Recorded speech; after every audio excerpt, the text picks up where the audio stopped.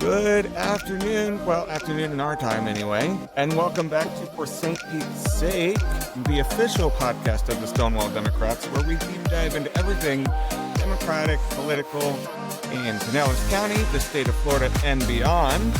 I am your host, Christian Hotchkiss, the president of the Stonewall Democrats, and I am joined, as always, by my lovely co-host, Laura Gerken, our vice president. How are you, Laura? Hi, Christian. I'm so excited. We've been talking about it for weeks. I leave tomorrow for my music festival. I'm just really excited to get up there and, actually excited to camp for a few days, which people that know me is very strange. I am an indoor Yeah, cat, so the fact that I'm excited about being outside is interesting, but that's I what can't that's what wait. I've got going on. Yeah. I cannot relate to you there. I do not get excited about camping, but what I am excited about is our guest today. So we've got a little bit of time with Absolutely. Senator Shevrin. Wow, if I could speak right. Senator Shevrin Jones, Florida State Senator representing parts of Miami-Dade County, a former educator and lifelong public servant. He made history as the first openly LGBTQ Black member of the Florida Senate. He's a strong advocate for education, healthcare, access, and social justice. And he's known for bringing both heart and action to the issues that matter most to everyday Floridians. Senator Jones, thank you so much for joining us. How are you doing?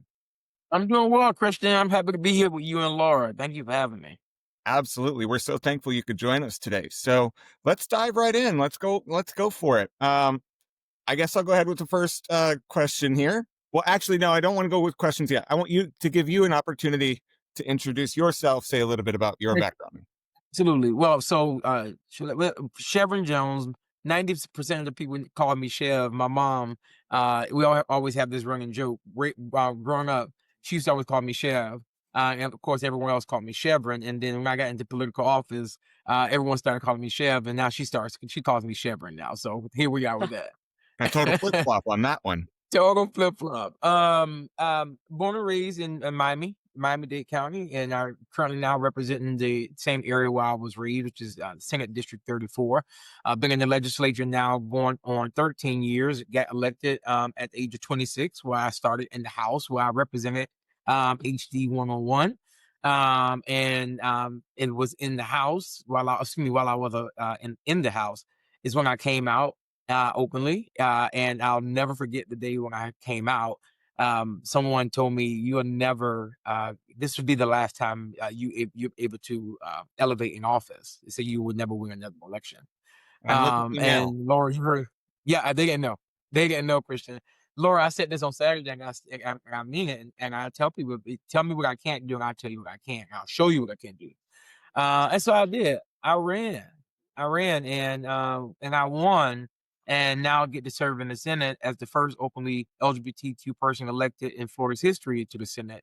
And now ensuring not just breaking glass ceilings, smashing ceilings, because now we got other people like Michelle Rayner, who's on the way, and get to serve with Carlos Guillermo Smith and others who are coming down the pipeline. But it's going.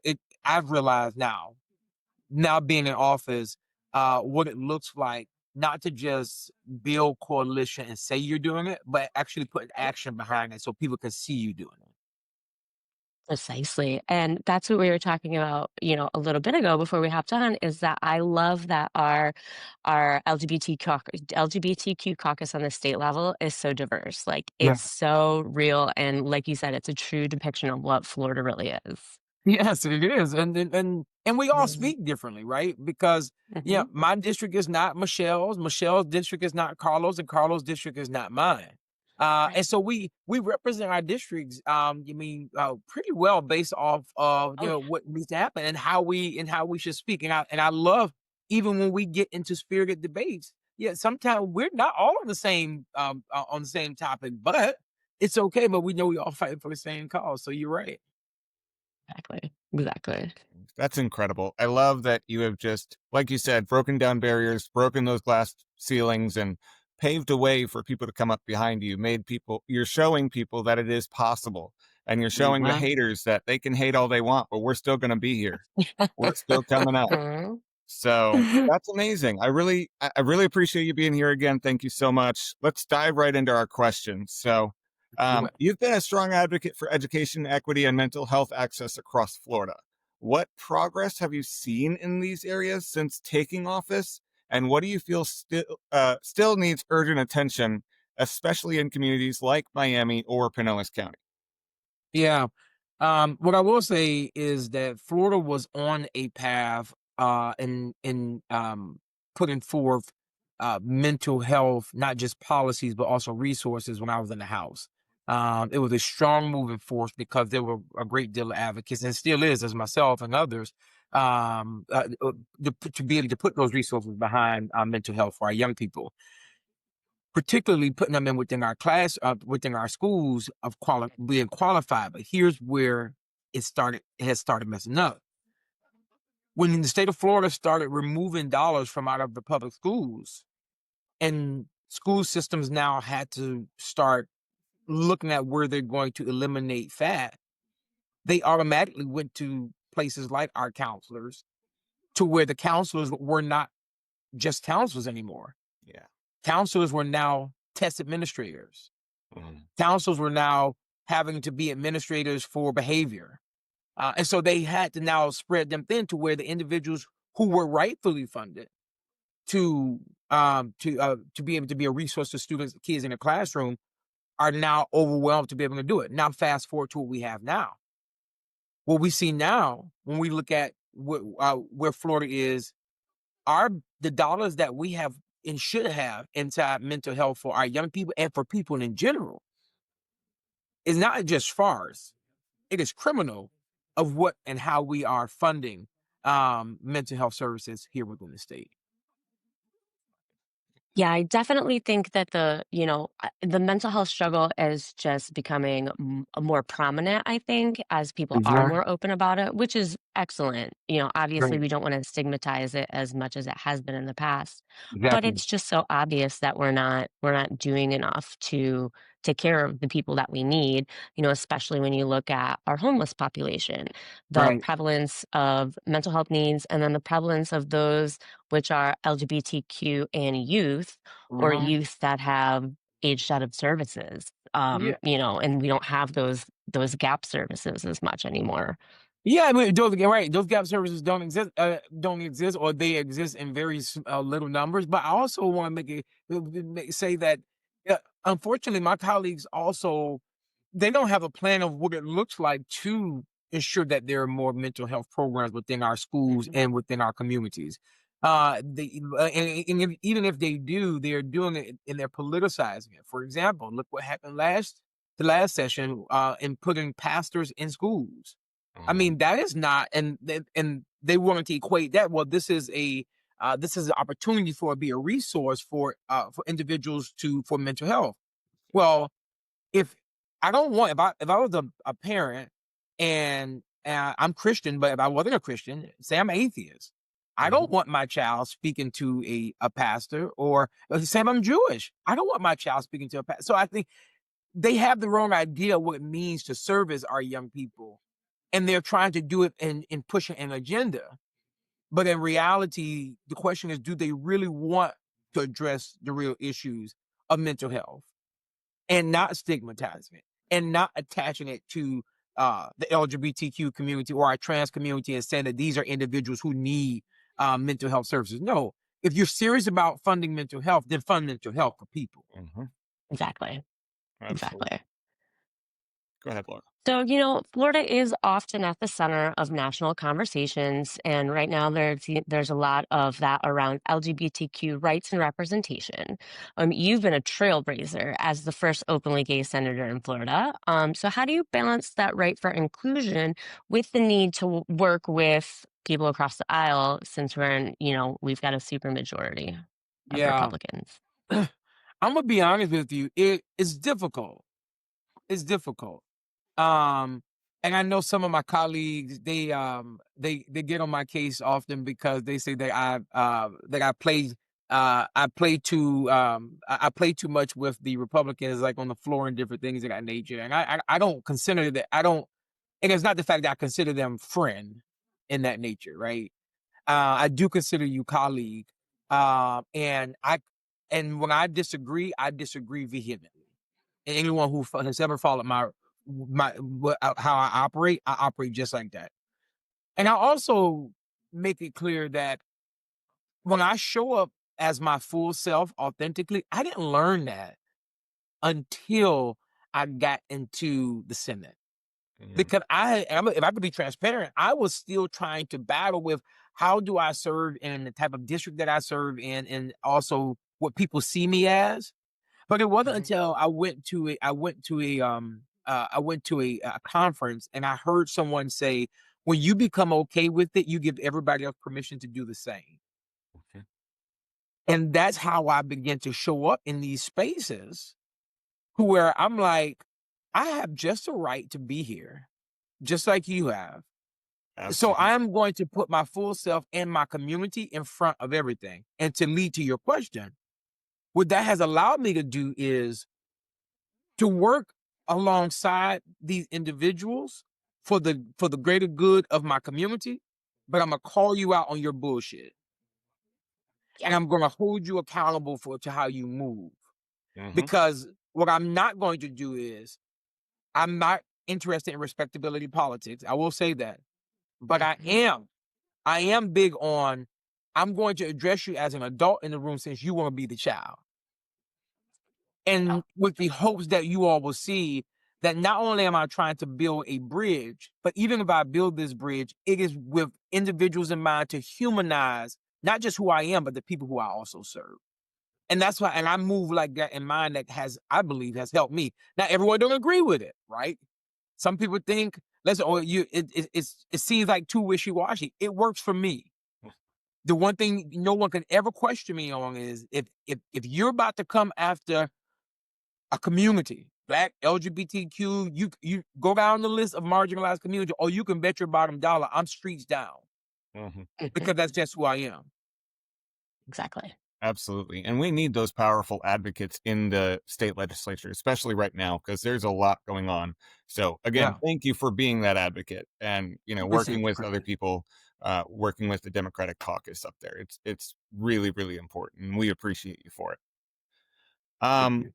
so you've been vocal about creating space for underrepresented voices in Tallahassee. How can everyday people, especially young folks in marginalized communities in places like St. Pete or Miami-Dade, get more involved in shaping state policy? Yeah. Yeah. I think one of the one of the biggest things I think we all need to understand is that this generation, this Gen Z generation, they're not waiting on us to change nothing. They're not. Hmm. Uh this generation of young people they're watching us to see who not to be.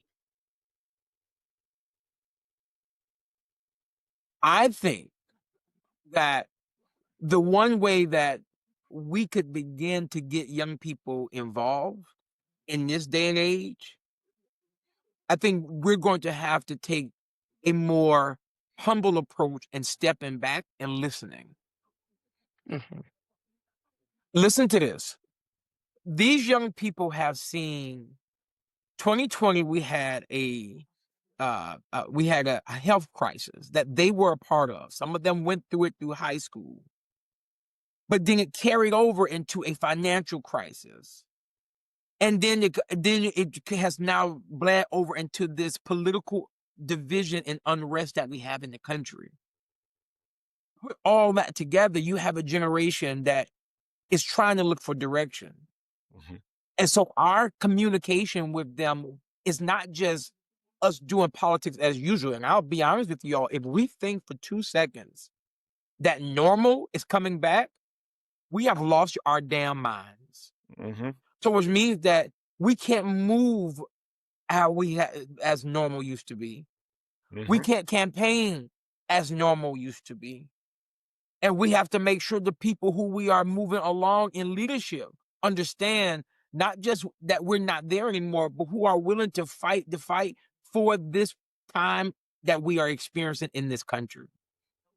Young people they want to see not that you are authentic, just that you are authentic.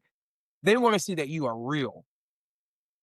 And I tell people all the time, they say, sometimes I go to my events and I don't wear a suit all the time. I'll put on a dress shirt, some pants, and some sneakers, and I'm there. I'm ready to work. Mhm. And the young people, they're like, "No suit, no, you don't wear suits." I don't. And I got chastised by an older person, elected official, and I said, "I'll be honest with you." I said, "Both Martin Luther King and Malcolm X were killed in a suit." Yep. Yeah. Yep. So our young people are looking for authenticity, Mhm. and whatever that looks like. And I think we're gonna have to present that to them, and leaders need to understand that also. Oh, Yeah, for I sure. agree, and I think there needs to before we move on to your question, Laura, I think we need to have a Yeah. change in the guard, so to say. Yes. At the very top of the party, we have to get the people that have been there for decades out. We don't wanna completely cut them out, we still need them, they're No. still useful, we want to hear their experiences, but I've heard so many stories of younger candidates, especially Gen Z and millennial candidates, who get into a race, and then the DNC, the FDP, even some local, the ECs, Yeah. just shut them down and keep them out and push them down and try to keep them away. Just like what's happening in New York with Zoran Mamdani. The Mm. Democrats are working with Donald Trump to try to get Andrew Cuomo elected. And it's like I don't understand it. But anyway, that was my little tangent. Well, no, and I was totally gonna agree. Like youth know they know you're when you're being like authentic or when you're being performative. And they just do not have time for the performativeness of it because it wastes their time and they are just not about that. And that's something that I definitely appreciate too. Absolutely, Laura. And the thing, people shine away from like the real conversations who are in office. I think that is also what is not helping us. No, I think we need to call out corporate greed. I think we need to be Mhm. clear on that. I think it's important for us to point out how our communities look in calling it gentrification, and you're calling it infrastructure. We have to call that stuff out. And I think that's Mhm. what young people are looking for. And especially young people who are at 19, 20 years old and they're working 2 and 3 jobs already because they now are a part of this generational curse that they have tried to rescue themselves from under, but they themselves don't have health care. They themselves can't get groceries from the store. And you want to keep blaming on inflation. No, let's call out the bullshit. Yeah. And let's stop playing patty cake with Republicans and be clear that no, the reason why this country is the way it is right now is because the people in power, they are okay with it. Right? Most of Absolutely. Precisely. Precisely. I think we just got one last question so that we have time to do our shout out or shut down section. Oh, Let's, in yours, make my second one quick. okay, go ahead. Yeah. So I guess my last one's an easy one. So you go ahead, Kristen. Okay. I was gonna say, let me make sure I have the right one pulled up here. Yep. Florida has seen some major shifts in public policy over the past few years, from education to voting rights to housing. Which recent bills or current bills or legislative efforts do you think people in the state of Florida should be paying closer attention to right now, especially since I we're coming think up on a new session? I think the is not a bill yet, but it will be, and that is the mid-decade redistricting that's about to come. Mhm. Uh, if I'll be very frank with you all, that is that should be the fight of our time. I Hmm. mean, everyone should be it should be hell on earth across the state. And I think you all, even with the platform that you have, I encourage you all to tap into that because that would be an absolute game changer of something that has never happened within 111 years. Hmm. Totally agree. Totally agree. Okay, and so now our last little fun one is, being a senator and being in the public eye is obviously demanding. What keeps you grounded or focused, or how do you burn off steam while navigating all this political tension and scrutiny? But tequila, a lot of tequila. I'm just Yes. Truer words have never been spoken. oh, I'll be honest, my faith is huge to me. Um, Like, and I wake up every morning and I spend about 30 minutes and I pray, I read my Bible, I go to the gym, I have a whole routine. I didn't go this morning because I went yesterday. But I do that, and it's important to me because it has helped center me to how I Mhm. go up, especially in a moment like now. Um, my partner, he's such a cool guy, and he really he recenters me and get me back to where I need to be, especially when I'm veering off. And he just bleeds right into my family. Like that's my core. I tell people all the time, I don't have a circle, I have a period. And Oh, I those are the love things. that. Yeah, those Oh, are that's where it stops in my life. Yeah. I love that. That's great. All right, let's tune into our last segment. It is going to be our shout out or shut down segment. This is where we each get a chance to shout out something awesome that's going on that we want to put some shine on, or shut down something that has not been so great. So, we do like to try to sandwich them a little bit. So, I personally have a shout out. I Are have we shut all? down. Are we? You got to shut down? How about you, Senator Jones? You going to shout out or shut down? You got it up? So, Okay, um, perfect. You go ahead and go first, and then we'll do Christian and I'll end it. I'm good. I want to shout out everybody who is out on the field right now working to protect us right now and protect our democracy. So often there are individuals who are out there, they are doing work and they're not getting any type of congratulations or pat on the back or applause or standing ovation. And there are so many of them, and it's too many to name, but I shout out every last one of those people. Awesome. Awesome. Perfect. Well, I am going to shut down what a person who I believe is the most mediocre actor in the U.S. legislature, and that is Representative Nancy Mace. Because over the past couple of months, we've seen several things out of her where she's flip flopped and gone back and forth and blah, blah, blah, blah, blah. She supported Donald Trump after the court case where he was found liable for assault, then backed him up, said it was awful and we need to protect women, but then was right back supporting him and saying great things about him. Most recently, we've seen her where she walked out of that closed meeting with the victims of the Epstein scandal, um, crying her eyes out, bawling through the or the U.S. legislature building, and then the very next day, I think it was actually the very same day, was going and saying that Donald Trump was a great guy and I support him completely and blah blah blah blah blah. And then just there was another thing that just happened recently with the unfortunate shooting of Charlie Kirk, and she did an interview shortly after it happened, and she, without even knowing who the suspect was, without even knowing what the suspect looked like, what affiliation, what anything, she came out immediately and said, the Democrats own this. Now, I got to give props to the recruiter, or to the, sorry, reporter who challenged her on that and said, well, do Republicans own the shooting that happened in Minnesota of the lawmakers? And she said, are you kidding? We're talking about Charlie Kirk right now. I'm not talking about anything else. So I just want to shut that down because it is so, so performative. It's so hypocritical of her. She is, she's, she's just a nasty person, in my opinion. And that's my opinion. That's, you know, I claim that as my opinion. I do not agree with her at all. And I think she needs to stop the performative activism. Well, and that's list of things is just, doesn't even touch on all the torture that she's done against Representative Sarah McBride, who happens to be a Mm-hmm. trans woman. So yeah, Yeah. yeah, shut Nancy Mace all the way down. So all right, we'll end up on my shout. I've got a shout out. This past weekend in Tampa was the state LGBTQ caucus conference.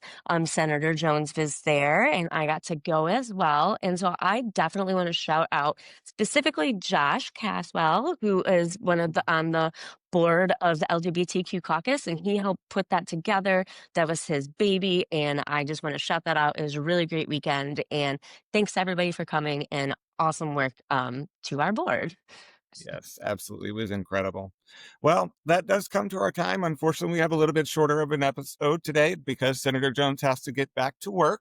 And we do appreciate that work that he's doing. So we'll forgive it. But we are going to have you back one day because we got a few I more questions appreciate it. for you. All Let's right. But do it. we do appreciate you coming very much. So Yes, please. Thank you again, Senator Jones, for joining us. For our listeners, please remember to like and follow us. We're on Facebook, Instagram, TikTok, and YouTube. You can find us on all of those at For St. Pete's Sake. Please subscribe to our podcast wherever you listen.